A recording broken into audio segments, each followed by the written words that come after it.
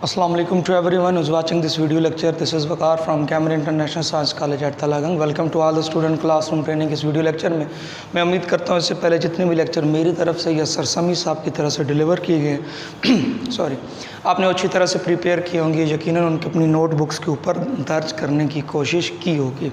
Dear student, जैसा कि आप जानते हैं एक सीक्वेंस के साथ, एक तरतीब के साथ हम पढ़ रहे हैं। पहले हमने टेंसेस के वो पार्ट पढ़े जो इंडेफिनेट से रिलेटेड थे, यानी present indefinite, past indefinite and future indefinite which were related to active voice. जो एक्टिव वॉइस के थे अभी हमने पैसिव वॉइस को स्टडी नहीं किया।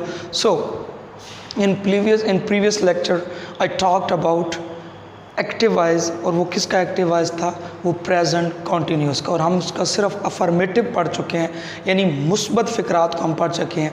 Right now I am going to talk about the negative sentences regarding present continuous. Present continuous के हम नेगेटिव सेंटेंसेस को आज डिस्कस करने जा रहे हैं, जिसके अंदर मैं ये आपको बताऊंगा कि नेगेटिव सेंटेंसेस को कैसे बनाते हैं। थोड़ा सा रिवाइज कर लेते हैं, रिकॉल कर लेते हैं कि हमने प्रेजेंट कॉन्टीन्यूस में कौन सी बात की थी। मैंने कहा था प्रेजेंट कॉन्टीन्यूस की जो आइडेंटिटी है इसके आखिर पे रहा है, रही है, रहे हैं वगैरह आता है। काम अभी जारी है, यानी काम अभी ख़त्म नहीं हुआ, यानी फ़ेल अभी जारी है, फ़ेल नामुकम्मल है। जारी है या नामुकम्मल एक ही बात है, यानी अभी नामुकम्मल है, यानी अभी चल रहा है। और दूसरी बात मैंने कहा था कि इसके अंदर जब भी आप बनाते हैं प्लूरल सब्जेक्ट के साथ आर प्लस वर्ब की आईएनजी वाली फॉर्म प्लस, वैसे फॉर्म कोई नहीं होती, इसको बोलते प्रेजेंट पार्टिसिपल है इंग्लिश लैंग्वेज में, पर हम आपको समझाने की खातिर कहते हैं वर्ब प्लस आईएनजी वाली फॉर्म। यानी फर्स्ट फॉर्म के साथ आपने आईएनजी लगाना है और प्लस ऑब्जेक्ट आ जाएगा। और सिंगुलर सब्जेक्ट कौन से होते हैं? जिनकी एंड पे है आता है। I have cleared you in my previous lecture that when there is the term Urdu है at the end of the sentence, जब एक उर्दू की जुमला ख़त्म होता है और एंड पे है आ रहा है, it means regarding this tense के मुताबिक, regarding this tense present continuous के मुताबिक रहा है आ जाए, रही है आ जाए, तो उसमें काम करने वाला एक होता है, यानी there is only one person who is performing an action. और जब वो इस्तेमाल होता है का इस्तेमाल किया जाता है तो हम फिर क्या करते हैं? फिर हम सब्जेक्ट प्लस इज़ लगाते हैं। वैसे हम आर लगाते हैं, अब हम क्या करेंगे? इज़ लगाएंगे। और जब आई आ जाएगा बाकी सारी चीज़ें वही रहेंगी, प्रेजेंट पार्टिसिपल यानी verb plus ING plus object. और जब आई आ जाता है तो हम आई के साथ अलग से एम लगाते हैं और प्लस वर्ब प्लस आईएनजी, वो वाली बात। नेक्स्ट, और जब आपका यू आ जाता है तो हम एंड पे क्या करते हैं? इसके यू के साथ हम क्या ऐड करते हैं? हम आर लगाते हैं।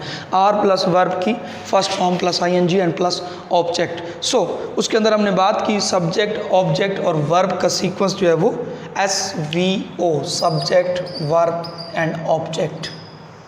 It will not be broken at any cost regarding when you are discussing about active voice। जब आप active voice की बात कर रहे हैं तो this sequence will not be broken, इसको नहीं तोड़ा जाएगा। It must be followed at any cost, इसको हमेशा मलहूज़ खातिर रखा जाएगा, इसको देख के जुमले बनाए जाएंगे। अच्छा, in negative sentences, when we talk about negative sentences, it means that somebody is negating something, कोई किसी चीज़ का इनकार कर रहा है, डिनाइंग, रिफ्यूजिंग एट्सट्रा, कि किसी चीज़ का इनकार हो रहा है। और जब इनकार होता है तो उसके लिए नो या नाट का इस्तेमाल किया जाता है। But here in this case we are going to use not after is are M.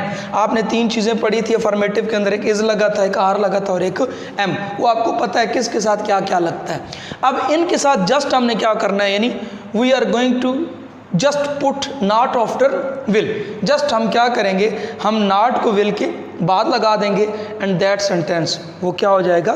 वो नफ़ी में कन्वर्ट हो जाएगा, यानी नफ़ी फ़िक्रात के अंदर। इसको मनफी नहीं कहना, नफ़ी कहना है। So here you can see are watch example. यहाँ पे आप एक एग्जाम्पल देख सकते हैं। मैं खाना नहीं खा रही हूँ, एक लड़की बात कर रही है और वो कह रही है मैं खाना नहीं खा रही हूँ। और यहाँ पे गौर करें, काम कौन सा हो रहा है? खाना। वर्ब कौन है? मैं। किस चीज़ को? खाने को। अब आ गया नहीं।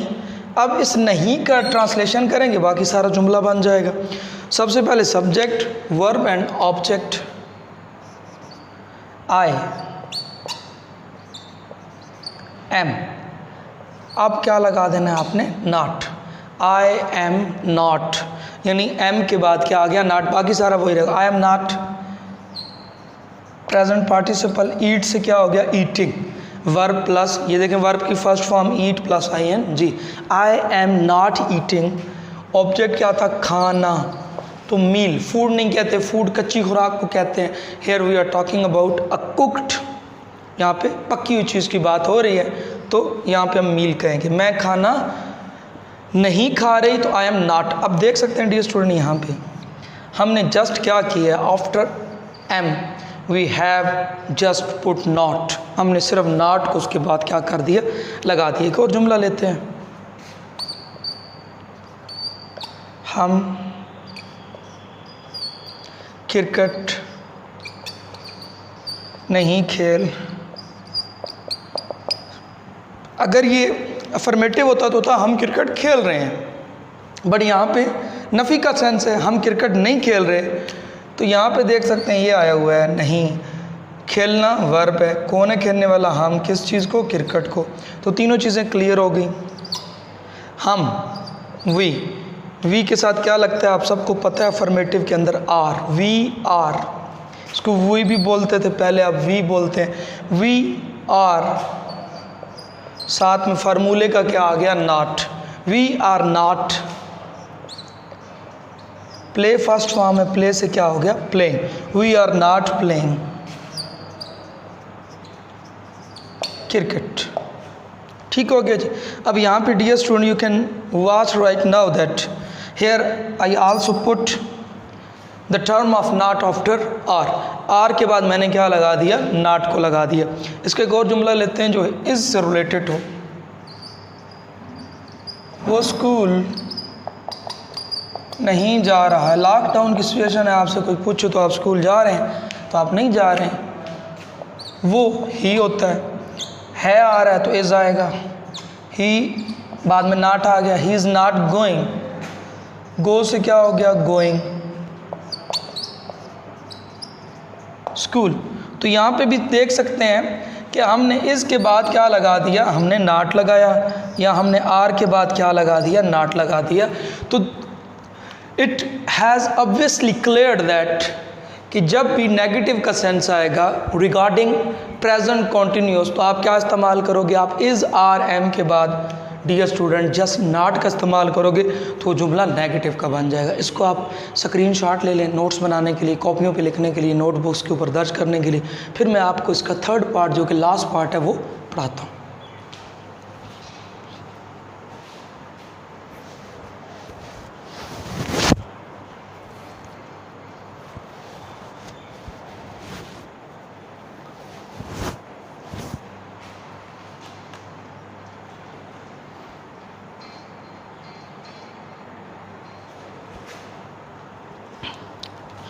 Dear student, I hope you would have taken the screenshot of this.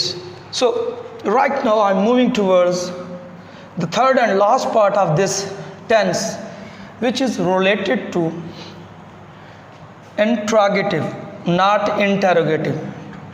Interrogative.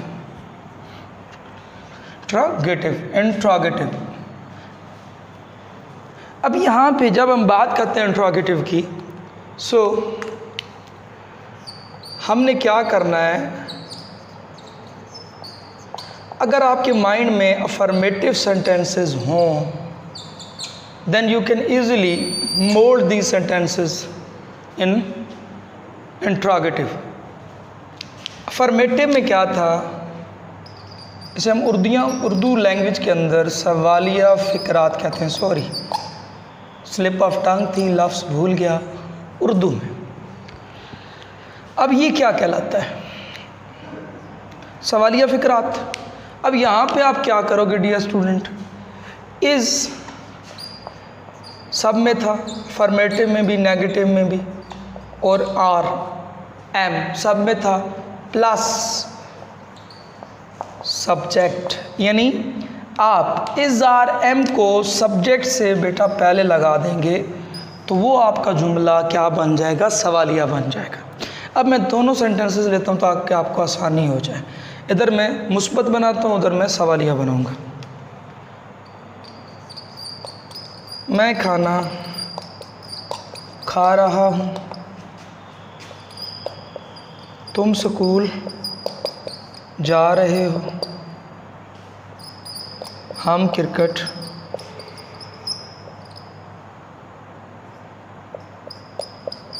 खेल रहे हैं। ये आपके सामने 3 सेंटेंसेस हैं, हम तीनों को बना लेते हैं। मैं आई एम ईटिंग, ये आपने पहले बनाए हुए इसलिए मैं इस पर ज़्यादा तवज्जो नहीं दे रहा, ज़्यादा इस पर स्ट्रेस नहीं दे रहा। यू, सिंपल सी बात, आर गोइंग टू स्कूल, हम क्रिकेट खेल रहे हैं। वी आर प्लेइंग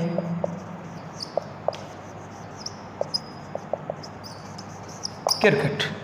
अब इनको हम बनाते हैं नेगेटिव, सॉरी सवालिया के अंदर। जब आप सवालिया बनाओगे तो लिखोगे क्या मैं खाना खा रहा हूँ। क्या और सवालिया निशान, सॉरी क्या और सवालिया निशान से ये क्या बन गया, ये क्वेश्चन बन गया। अब इसको देखिए हम बनाते हैं। अब मैंने क्या कहा यहाँ पे, इस आर एम को सब्जेक्ट से पहले, यानी इस एम को आप उठाओगे और आई से पहले लगा, ये सेम जुमला मैंने सवालिया बनाया है। अब यहाँ पे देखिए ये जुमला कैसे बनेगा,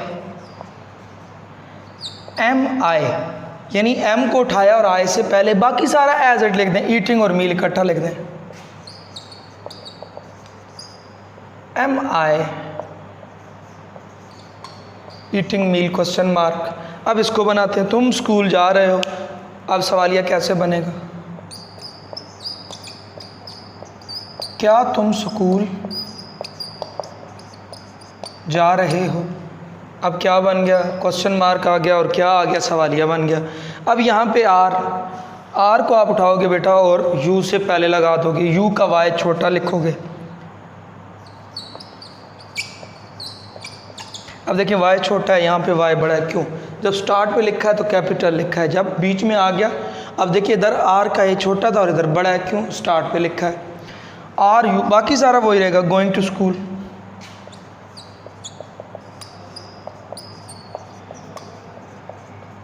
क्वेश्चन मार्क। अब लास्ट, हम क्रिकेट खेल रहे हैं, सवाल कैसे बनेगा, क्या हम क्रिकेट खेल रहे, सवालिया बन गया। हमने क्या लगाया और साथ में क्वेश्चन मार्क लगाया तो सवालिया बन गया। तो फिर ये क्या बन जाएगा, आर वी, यानी इसको हमने सवालिया बना दिया, आर वी